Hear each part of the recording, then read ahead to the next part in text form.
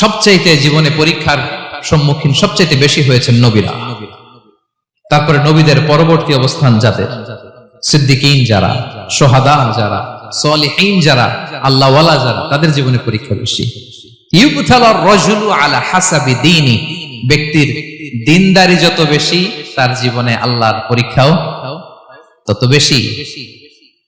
আপনি আল্লাহওয়ালা হবেন, আপনার জীবনে পরীক্ষাও অনেক বেশি। এজন্য ইমানদার হওয়া যেমনি মর্যাদার, ইমানদারের জীবনে পরীক্ষাও হবে অনেক বেশি।